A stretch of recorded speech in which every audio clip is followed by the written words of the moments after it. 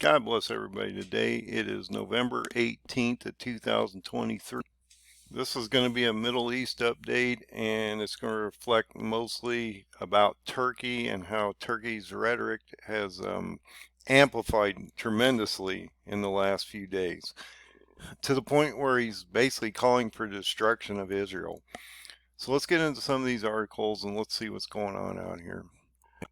So both sides are having protests, and some of these are worldwide protests. Mainly in the United States, you're getting pro-Israeli protests. Around the world, you're getting pro-Palestinian Hamas, because nobody likes the Jews much here. So if you're going to get a protest for Israel, it's going to probably happen in the United States.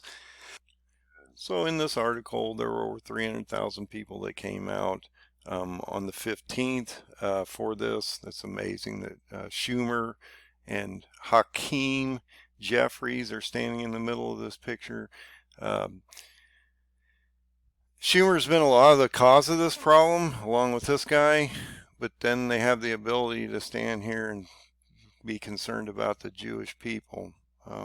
After they've caused all these problems in the United States. But we won't get too political in this room. So as we're watching everything heat up in Gaza, and the Israeli Defense Forces are moving into the southern portions of the Gaza Strip and different things like that. They're walking through these hospitals and different places that have these Hamas complexes underneath them, and so the fighting is getting intense. In the background, we have Erdogan being on the world stage, and he's loving this, guys. Erdogan's a big fan of being a fan of the world stage, and so he's pretty happy right now in his position, and he's going to use this position against Israel as we move forward. So his rhetoric's extremely harsh, and this is what I've been talking about, is we need to be watching this guy right here. He's the white horseman of Revelation that's going to bring a quarter of the world under war here soon, so we need to be keeping a pretty close eye on him. In this article, Erdogan indicates Israel is a terrorist state and Hamas are resistance fighters. And so he's trying to bring this case to the world stage that Israel's the bad player here, even though Hamas went in originally, attacked them and did all these atrocities and things like that. This dictator, Erdogan, is going around the world. He's just done a little world tour, and so he's been everywhere, talking to all his connections to try to shore himself up before he makes his action here, which is coming up fairly soon in the world. So Erdogan's been criticizing Israel, calling them a terrorist state. He had this fiery speech, which all of them have been pretty fiery here lately. If you've been watching anything about Erdogan, he's really pumping up the volume, guys. In this fiery speech, Erdogan also says his country will take steps to ensure that Israel's political and military leaders are brought to trial in the international courts. Israel is implementing a strategy of total destruction of a city and its people, Erdogan says. I say openly that Israel is a terrorist state. He indicates that Hamas are resistance fighters. He's building this case, to the world, and this is all propaganda. You get into some of these platforms like TikTok, they're really pushing this platform right now on how Hamas are the victims and how the Palestinians are the victims, even though they were the ones that brought Hamas into power, and Hamas is the one that unleashed the original attack. And yes, there's been a lot going on in 75 years between these two groups of people, and so Israel and Palestine are both responsible for their situation right now. But Erdogan's going to make this a whole lot worse as he moves forward. Erdogan just went to Germany. He's trying to get a bunch of aircraft for his military there. I don't think they're going to do that. I think they're going to push him off on that, just as we're pushing him off on the F-16s. And so just realize, and you can go through these articles, I just want to touch base on a lot of these different things. And I'm talking about Erdogan's rhetoric is getting really hard here. And this is going to be extremely interesting to see just how fast he moves forward here as he finishes his little world tour to shore up all of his allies here. But Turkey's Erdogan asks Goner, what kind of rhetoric is that? Benjamin Netanyahu, do you have nuclear bombs? And I just talked about them storming the Turkish base, the U.S. base where we do have nuclear weapons. So he has potential access to nuclear weapons, but we've given Israel nuclear weapons and they have their own stockpile. And so he's addressing this right off the front. He wants to make sure that everybody understands that potentially everything is on the board here. They could use all these different things, even potentially small grade nuclear strikes and different things like that. But I don't believe, as I've said for a while, that will happen because they're not going to want to radiate this area around Israel, okay, or Turkey or the Middle East or any of these areas. That would be the worst possible thing. And they're all condensed into one small area. And so they would have to use small nuclear tactical weapons that wouldn't do massive damage to regions. It would just be locational bombs that would be used. And that would change conventional warfare because now you would move it into a nuclear capacity, even though they're smaller weapons.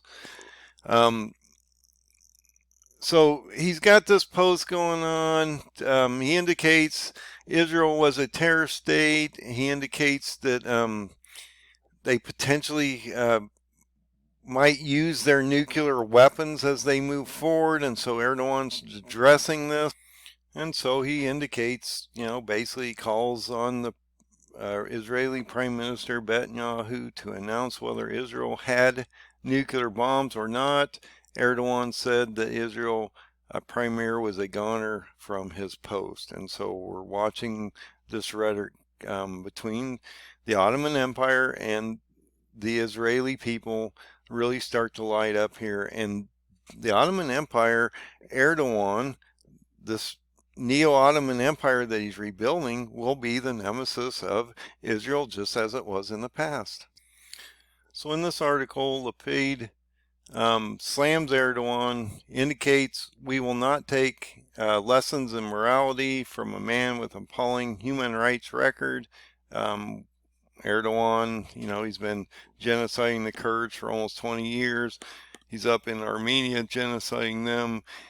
He's done his own pretty harsh practices in his own country against some of his own people and his opposition in his own country himself. And so Erdogan's done quite a few things out here, and that's one of the reasons he's not allowed into the EU for over 40 years is they don't trust him. And I don't think they're going to allow him in there now. And I don't think that Erdogan wants in there at this point. Lapid indicates that Israel is defending itself against brutal terrorists from Hamas to ISIS, some of whom have been allowed to operate under Erdogan's roof. And yes, that is true. Erdogan's been pushing a lot of these groups, just as Iran has been, and their proxy. Erdogan has his own proxies and his own groups that he's been using in these areas to push his agendas. So Erdogan condemns on the other side, but genocides on his side. This is a real problem, and the world's not working with Erdogan really well at this point, and that's one of the reasons he's probably getting ready to leave the EU, or try to leave NATO and the EU in general. He's not part of the EU, but I don't think after this point he's going to care one way or the other. This was 5 days ago. Turkey steps up attacks against the Kurdish targets in Syria and Iraq, of course. And like I said, this is going to move fast because once he actually invades, it's not very far to Lebanon. There's really nothing to stop him. The Muslims are all going to follow him. And not only that, but he's bombing the northern tier of both Iraq and Syria. And so when the Kurds get pushed towards Iran for that Daniel 8 prophecy, that will go fairly quickly, I believe. We will see how this all turns out. But just realize that Erdogan is ramping up these attacks on the Kurds. It's important, and it's amazing that he can talk about Israel and their destruction, but yet he has his own going on, and no one's talking about the Kurds. They never talk about the Kurds. And while that's going on, you still have these two fronts heating up on Lebanon and the Hezbollah and the Houthis in Yemen. And so you've got this war is widening constantly. It's becoming more and more of a problem. And we've had close to 60 attacks on our bases since October 17th ourselves. And in this article, Erdogan indicates that we will work to isolate Israel internationally. So not only is he going to take him to the International Criminal Court for war crimes, but he's also doing everything he can to sabotage them on the international community as we move forward here. And so he indicates that we will expand our diplomatic contacts. We will engage both with the 121 countries who voted for the resolution on the Middle East and the other 40 countries who abstained from voting. And so Erdogan's not going to give up this tirade. And he is on a tirade. He's like a little child out here right now. So we're going to have to keep an eye on this guy. And in this article, Turkey's holding up Sweden's NATO membership bid again. So he's delaying this again. He's not going to allow them to do that. He's getting a lot of pushback. And, you know, he is what he is. That's why he's not been allowed into the EU for almost 40 years. It's because he's a dictator. Okay, they don't really care to have these kind of people in there. And so with this all going on here recently, I doubt if they're going to accept him anytime soon. Now, in this article, they're addressing all these Iranian-backed military attacks on our coalition forces and how this is. It's been like 60 attacks since October 6th, 17th or something like that they've had now. And so this is becoming a real problem as we move forward. And this is really starting to heat up this whole region. And we're not doing a lot to do anything about it. We're not retaliating. And so this is causing a real problem for our guys over there. And I believe if Erdogan doesn't get a ceasefire, which he's been pushing at for the last week or so, that he's going to then get ready to go into this invasion mode. And so we'll see how that turns out as we move forward. Erdogan, we aim to create climate where Israelis, Palestinians live side by side in peace. So he's calling for a two-state solution, but he's calling for a ceasefire. And he's indicating a ceasefire should be established immediately.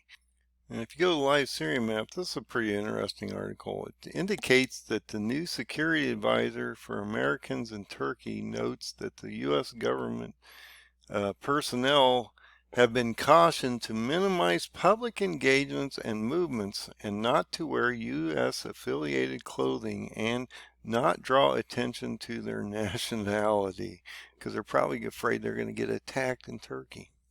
And this article indicates, this was just a day ago, I don't know if it's gone up any higher, that the defense official tells there has been multiple attacks against U.S. forces in Syria today that resulted in multiple minor injuries.